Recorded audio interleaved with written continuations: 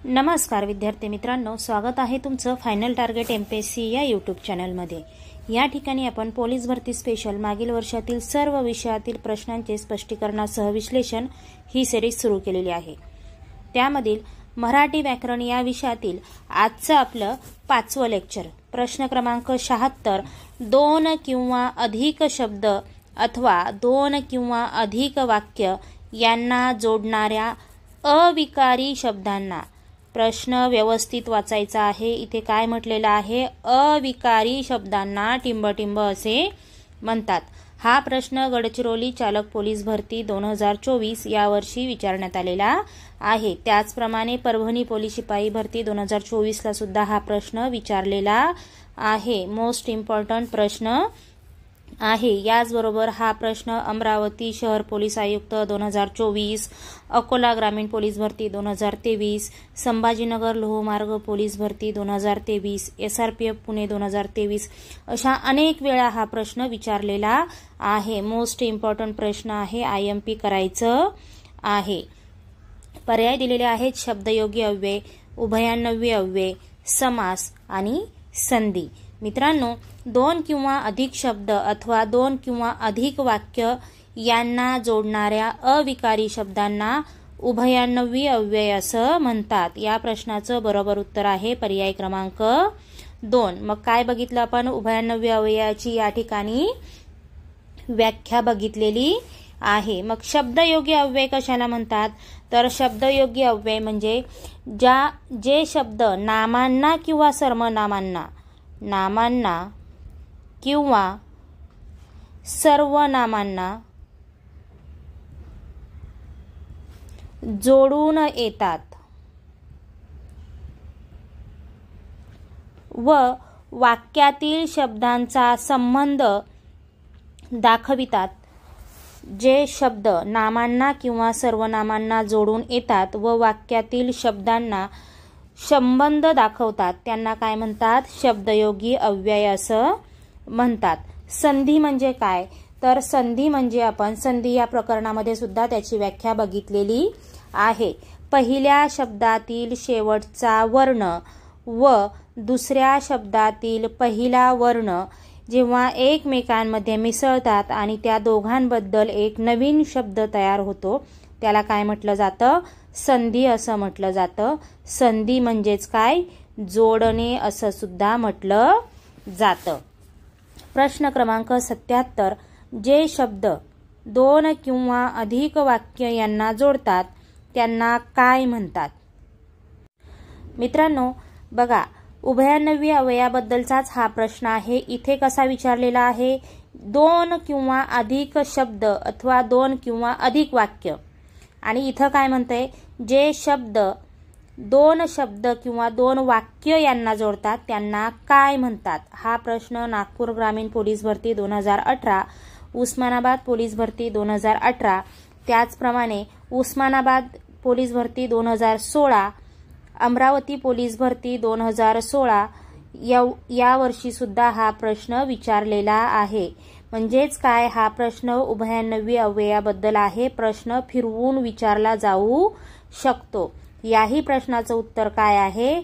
उभयान्वयी अव्यय असंच आहे। पर्याय क्रमांक 4 हे या प्रश्नाचं बरोबर उत्तर आहे। आपण शब्दयोगी अव्यय बघितलेला आहे। नामांना किंवा सर्वनामांना जे शब्द जोडून येतात आणि वाक्याचा संबंध दाखवतात त्यांना काय म्हणतात?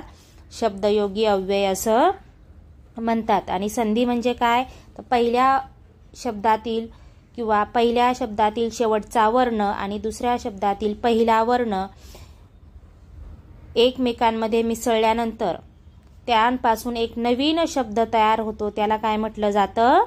संधी असं म्हटलं जातं।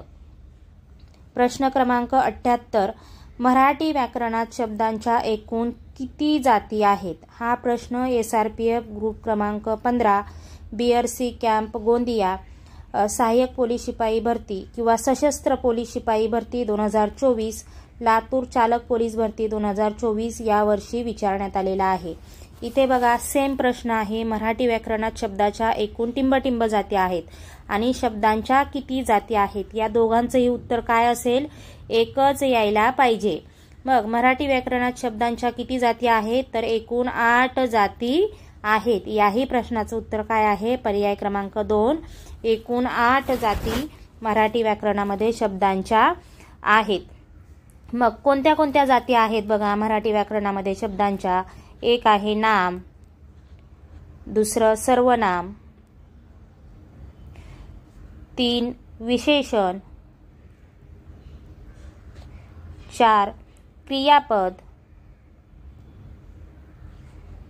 5 अविकारी शब्द आणि केवल प्रयोगी शब्द. बघा नाम, सर्वनाम, विशेषण, क्रियापद हे कसे आहेत? विकारी आहेत. ह्या विकारी जाती आहेत. आणि अविकारी जाती कोणत्या आहेत? तर अविकारी जाती आहेत क्रियाविशेषण, शब्दयोगी अव्यय, उभयान्वयी अव्यय,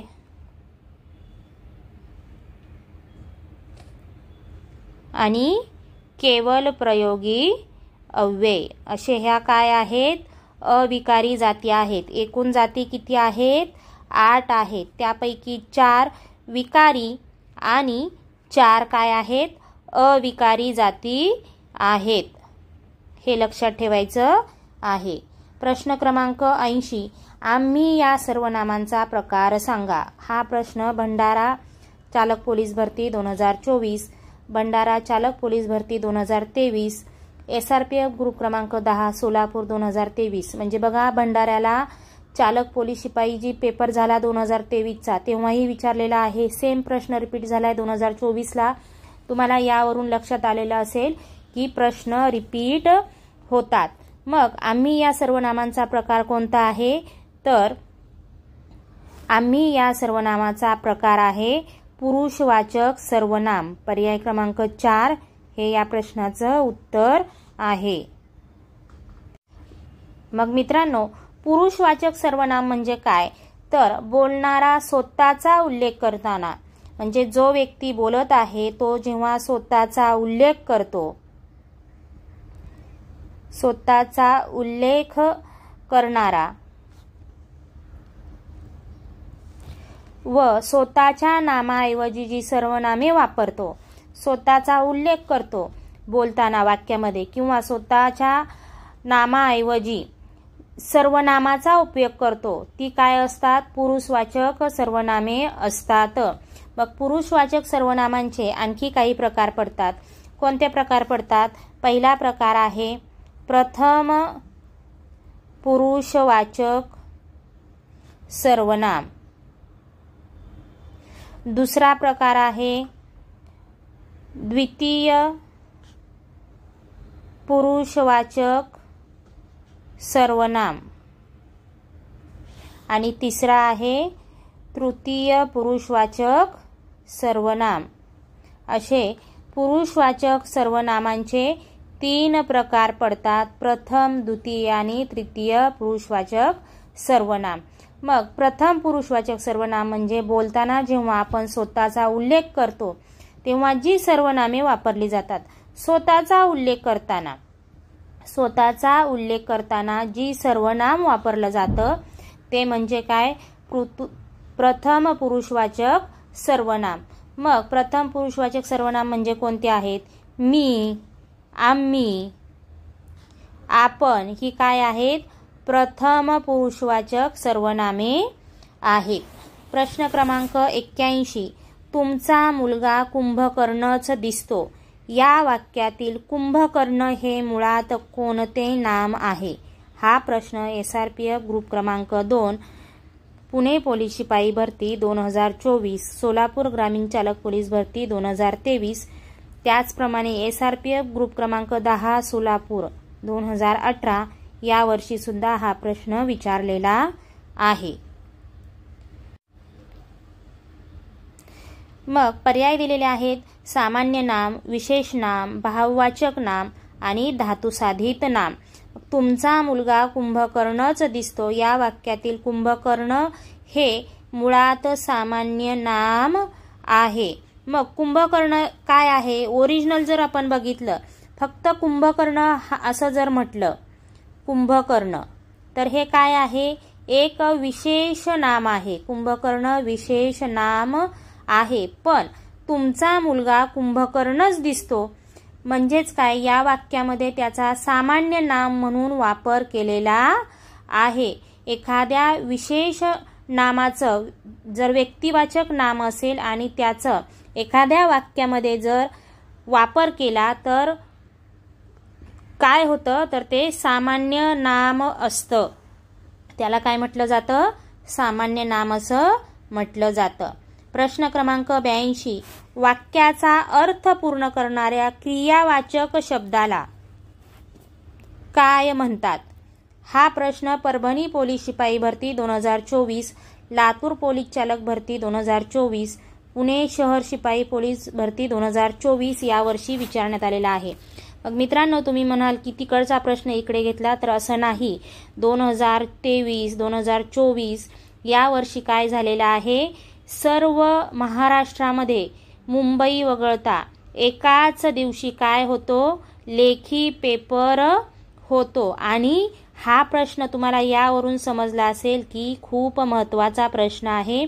सेम प्रश्न एकाच वर्षी परभणीला विचारलेला आहे, लातूरला विचारलेला आहे, पुण्याला विचारलेला आहे, बरोबर. त्यामुळे हा महत्त्वाचा प्रश्न आहे.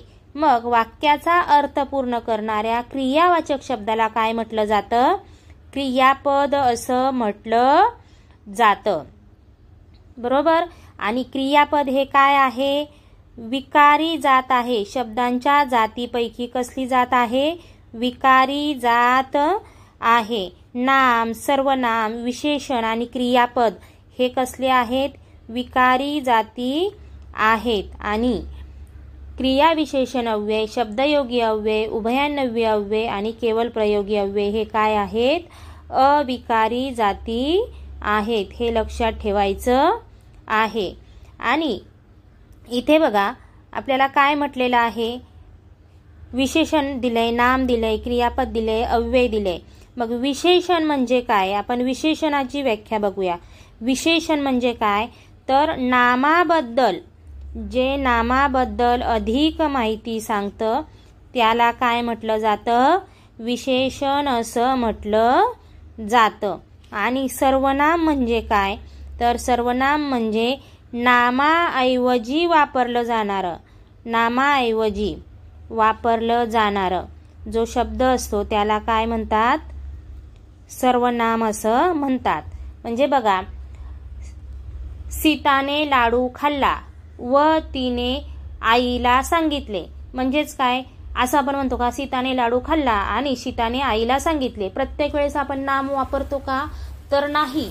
नामाऐवजी जो शब्द वापरला जातो त्याला काय म्हटलं जातं, सर्वनाम असं म्हटलं जातं. प्रश्न क्रमांक 83, प्रामाणिकपणा हे कोणते नाम आहे? हा प्रश्न SRPF ग्रुप क्रमांक 12, हिंगोली पोलीस भरती 2024, चंद्रपूर पोलीस शिपाई भरती 2024 यावर्षी विचारण्यात आलेला आहे.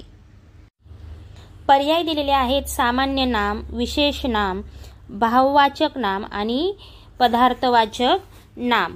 मग प्रामाणिकपणा हे कोणते नाम आहे, तर प्रामाणिकपणा हे भाववाचक नाम आहे. मग भाववाचक नाव म्हणजे काय, तर भाववाचक नाव म्हणजे ज्या नामाने प्राणी किंवा वस्तू यांमध्ये असलेला गुण, धर्म किंवा भाव यांचा बोध होतो. म्हणजे प्राण्यांमध्ये त्यांच्यामध्ये असलेला जो गुण असेल, तर जो धर्म असेल किंवा जो काही भाव असेल यांचा ज्या नावाने काय होतो, बोध होतो, त्याला काय म्हटलं जातं, भाववाचक नाम असं म्हटलं जातं. मग भाववाचक नाम कोणते कोणते आहेत, उदाहरणार्थ बघा, धैर्य हे काय आहे, भाववाचक नाम आहे. कीर्ती हे सुद्धा काय आहे, भाववाचक नाम आहे. चांगुलपणा काय दाखवलेला आहे, त्या माणसामधला गुण दाखवलेला आहे, म्हणजेच काय आहे, भाववाचक नाम आहे. वात्सल्य, वात्सल्य हे सुद्धा काय आहे, भाववाचक नाम आहे. गुलामगिरी हे सुद्धा काय आहे, भाववाचक नाम आहे. आनंद, दुःख हे काय आहेत? भाववाचक नाम आहेत. पदार्थाचा गुण किंवा धर्म हा स्वतंत्र किंवा वेगळा असत नाही. आपण काय बघत आहोत? भाववाचक नाम बघत आहोत. आणि कोणत्या तरी जड वस्तूच्या किंवा व्यक्तीच्या आश्रयाने राहतो. भाववाचक नाम कसा राहतो?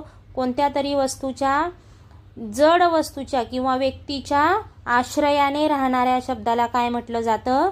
भाववाचक नाम असं म्हटलं जातं. मग सामान्य नाम म्हणजे काय? तर सामान्य नाम म्हणजे असं नाम बघा, एकाच जातीच्या पदार्थातील समान गुणधर्मामुळे त्या वस्तूला काय होतं? एक सर्वनाम दिलं जातं किंवा सामान्य नाम दिलं जातं. त्याला काय म्हटलं जातं? सामान्य नाम असं म्हटलं जातं. एखाद्या जातीच्या पदार्थातील समान गुणधर्मामुळे त्या वस्तूला एक सर्वनाम दिलं जातं. काय दिलं जातं? सर्वनाम दिलं जातं. आणि त्यालाच काय म्हटलं जातं? त्या सर्वनामाला सामान्य नाम असं म्हटलं जातं. मग या सामान्य नामाचे काय आहेत? 2 प्रकार पडतात. एक समुदायवाचक नाम. कसं आहे? समुदायवाचक नाम. आणि दुसरं आहे पदार्थवाचक नाम. असे सामान्य नामाचे काय आहेत? 2 प्रकार आहेत. बरोबर. विशेष नाम म्हणजे काय आहे? तर विशेष नाम म्हणजे ज्या नामाने जातीचा बोध होत नसून त्या जातीतील एका विशिष्ट व्यक्तीचा, प्राण्याचा किंवा वस्तूचा बोध होतो, त्याला काय म्हटलं जातं? विशेष नाम असं म्हटलं जातं. विशेष नाम म्हणजे बघा कोणतं आहे? हिमालय म्हणजे खूप सारे डोंगर आहेत, पण त्या पर्टिक्युलर डोंगर रांगेमध्ये एखाद्या विशेष डोंगर रांगेचा किंवा विशेष नदीचा किंवा विशेष नावाचा जेव्हा वापर केला जातो त्याला काय म्हटलं जातं? विशेष नाम असं म्हटलं जातं. मग बघा, राम हे काय आहे? विशेष नाम आहे. हिमालय हे सुद्धा काय आहे? विशेष नाम आहे. गंगा ही काय आहे? नदी आहे. पर्टिक्युलर नदीचं नाव घेतलेलं आहे, त्याला काय म्हटलं जातं? विशेष नाम असं म्हटलं जातं. प्रश्न क्रमांक 84. सुधा आणि राधा खेळत होत्या.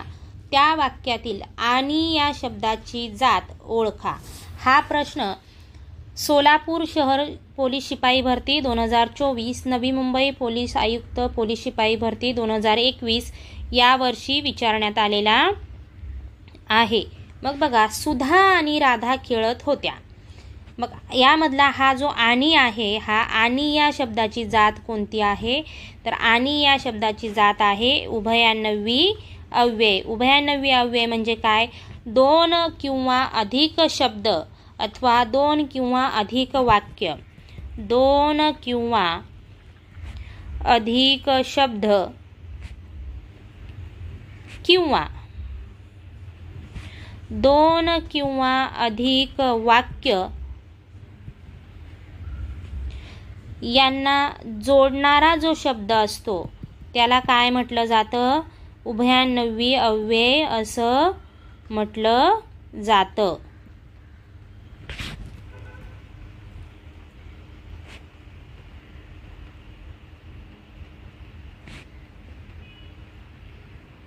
आपण काय केलेलं आहे? पहिल्याच प्रश्नामध्ये याचं उत्तर बघितलेलं आहे. प्रश्न क्रमांक 76 आपण समजून घेतलेला आहे. सेम प्रश्न विचारलेला आहे, आणि या शब्दाची जात सांगा. हा प्रश्न नांदेड पोलीस शिपाई भरती 2023, रत्नागिरी पोलीस भरती 2024, रत्नागिरी पोलीस भरती 2014 यावर्षी विचारण्यात आलेला आहे. बघा, आणि म्हणजे काय? 2 शब्दांना जोडतो. आणि हा शब्द काय होतो? 2 शब्दांना जोडतो किंवा काय होतो? 2 वाक्यांना जोडतो. अशा शब्दाला काय म्हणतात? उभयान्वयी अव्यय असं म्हणतात? सेम प्रश्न आहे वरच्या प्रमाणेच. सुधा आणि राधा, मग यामधला हा जो आणि शब्द काय आहे, या दोघांना जोडतो. रमेश आणि उमेश, आणि काय होतो, यांना जोडतो. आपण असं म्हणू का, रमेश उमेश खेळत होते, असं वाक्य व्यवस्थित वाटतं का ऐकायला? नाही. रमेश आणि उमेश दोघे जण खेळत होते. पाऊस आला आणि लाईट गेली, हे दोन वाक्य काय आहेत, एकत्र आपण काय केलेले आहेत, जोडलेले आहेत. त्यांना काय म्हटलं जातं, उभयान्वयी अव्यय असं म्हटलं जातं.